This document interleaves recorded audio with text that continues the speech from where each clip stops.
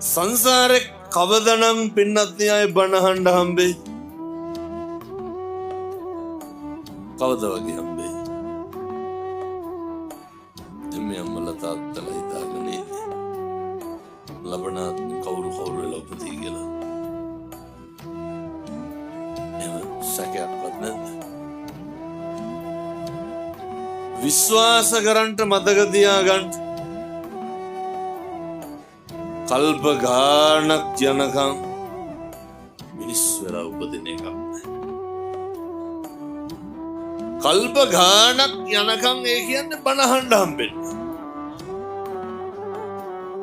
බණ අහන එකත් නෙමෙයි අරුමේ.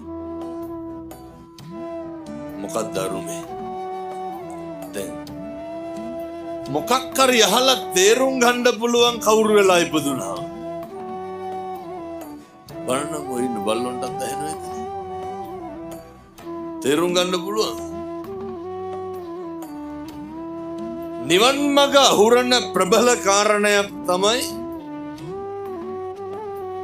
වෙනත් ව්‍යාපාදේ. කේන්තිය. මැරෙන්න කලින් පුරුදු වෙන්න මේ කේන්තිය නවත්තලා